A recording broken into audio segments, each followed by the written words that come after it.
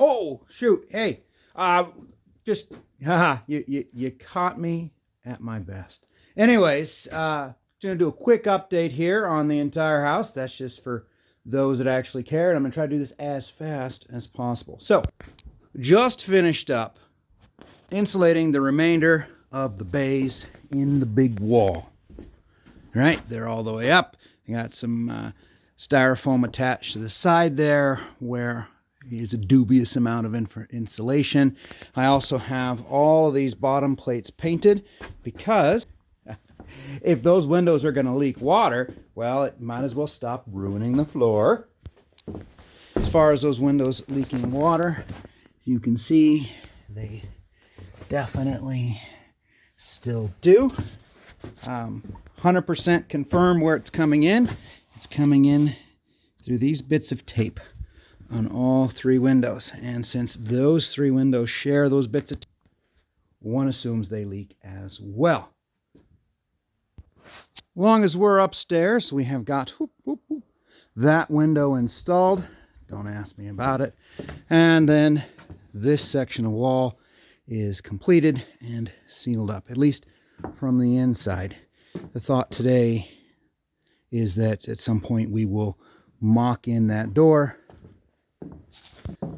Given how much water pours against that side of the house, I think the idea of putting a deck on it is a bit of a mistake. Oh, look at that. There's a pipe going down through the floor. That's because almost all the downstairs plumbing is complete. Just, don't judge me on it. Here in the downstairs bathroom, both the drain line and the vent line are in. You didn't see that, and no one else will once the sheetrock's on. And these here, vent lines. That's all vent. And then this one here coming down, that one is drain for the washing machine. Over in here, we have got Shay's bathroom sink, which is done in 2-inch, which turned out to be a mistake because I know I don't need it, and it turns out I did need those fittings. And then this is his shower. Nothing is glued from here back because we're not totally happy with that shower floor pan fitting, and then that goes on down through the hole. Over here, all of the ductwork has been supported with flanges to nail up my sheetrock to, and the sewer pipe has got a slope to it, and this sewer pipe has got a slope to it, and they both have their blocks to, oh crap, that one does not have its block, but it has a block over here, and they all go down through the big pipe. As Shay says, Mr. Turd's wild ride. Let's see where they go from there. Pretend it's fast. Pretend it's fast. Okay, so down here. All right, first, no one gets to judge me for how I've hung the 3-inch sewer line. There is going to be a framed wall down here with insulation because that is the outside. So it's going to have to be insulated. The thing is, until I pass my final electrical inspection, I can't put it down here, because if I put it down here, I then have to add outlets and I have to add circuits, and there's not going to be really any outlets or circuits down here. I have a handful in the ceiling, and that's it. It's really done. And so I can't frame it in, because then I would have to install wiring that I won't need, and then bring all of that up to code, and then sheetrock and tape. And I really don't want to do any of those things right now. Anyways, so I don't know. You can see it. It's good enough. That's where the stuff comes down and it runs across. These gantries, well, back here, they're probably permanent. That's as far back that way as I can get it, and still get over the top of these rocks in order to get it a proper drop through there. This is where all the upstairs bathroom drains tie in. We got us a clean out that I remembered. That's that vertical sewer line. And then it drops down from here. Once again, this will all have a wall behind it, and then I'll properly support it with essentially shelf brackets, but not for a little bit. And then that goes on down through, and Shay and I have connected all of that so that that sewer line now goes all the way to the septic tank. In theory, you could dump water at the farthest line, which would be the laundry room washing machine drain, and it would make it eventually all the way down to my septic tank. Yeah. So that's all done. And like I said, you can't judge me. It does, however, flow downhill. Oh, it looks crappy outside. Let's go out there for a sec. So I went to put the bucket truck away in its winter parking spot next to the trailer there. And I don't know if you can see that mess down there or not. But yeah, it didn't make it. We got it stuck there. We got it stuck down there. We got it stuck over there one time. And then I was able to back it all the way down the hill, give her the beans, and park it here. That's where it's spending the winter. Up. Aside from the mess it made, we have great strides. Water no longer comes into the house since this has been banked and sloped away, and a variety of drainage ditches, some of which quite large, pull that water away. Ignore the, western front trench line appearance of this. Believe it or not, I was digging around rocks and roots, and it was actually the easiest thing.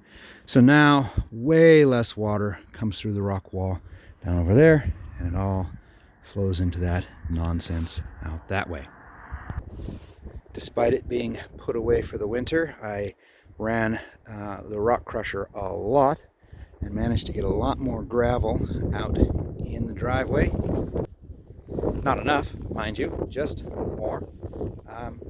So that's kind of like an improvement. And then out in the water, it's been very quiet, although you can just make it out. There's a whole bunch of swan butts over there as the swans are doing their thing. Snow line's coming down too.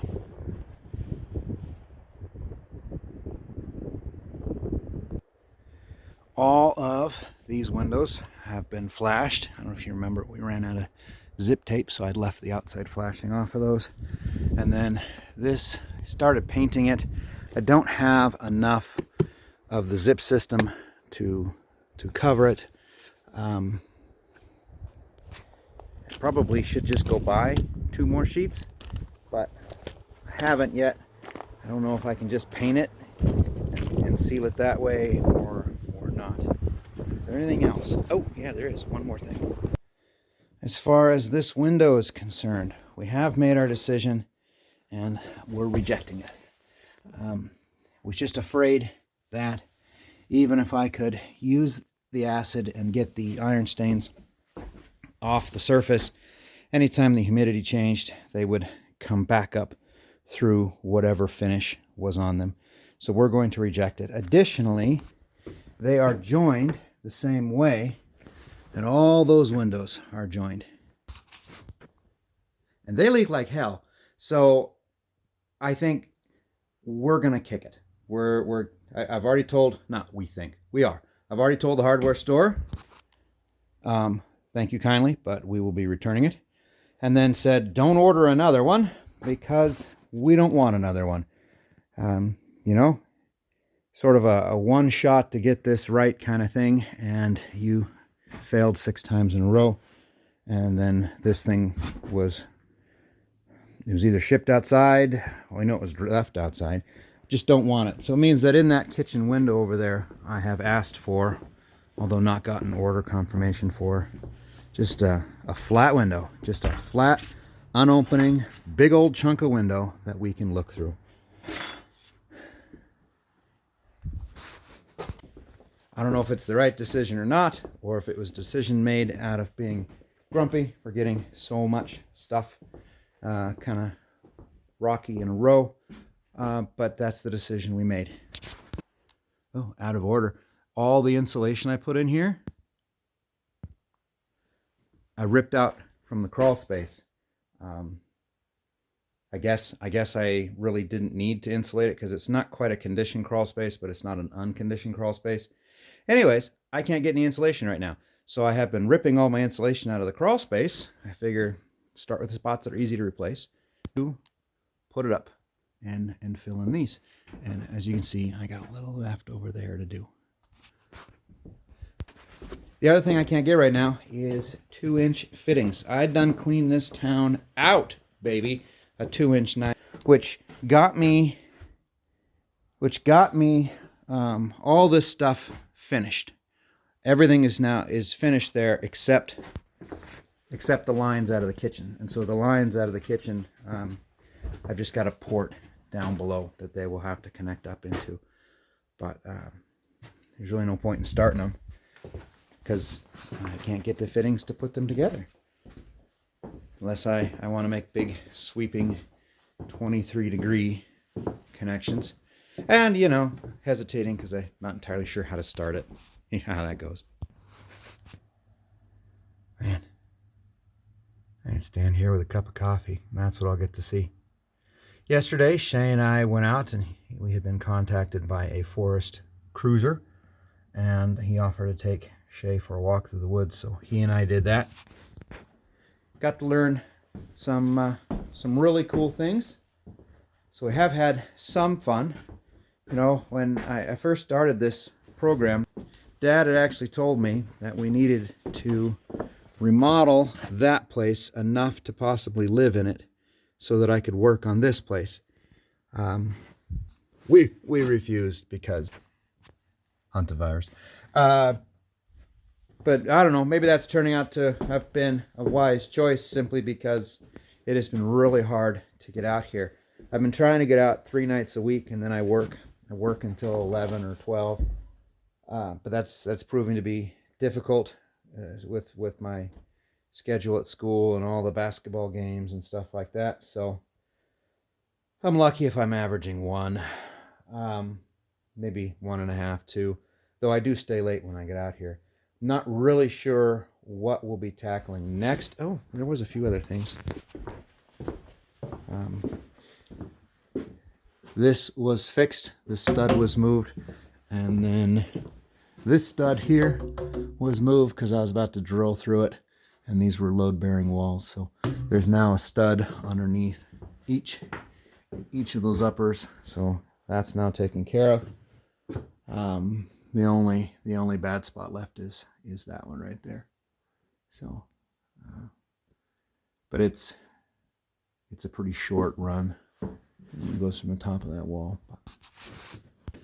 I think that truly is it, best I can tell. Yeah. So for the people that normally watch these things and the people that find them interesting, that is where we sit. No resolution, no contact really, but it's been less than a week since they were contacted. No resolution on these windows. No resolution on that window. Beautiful views at the front. Thanks for watching.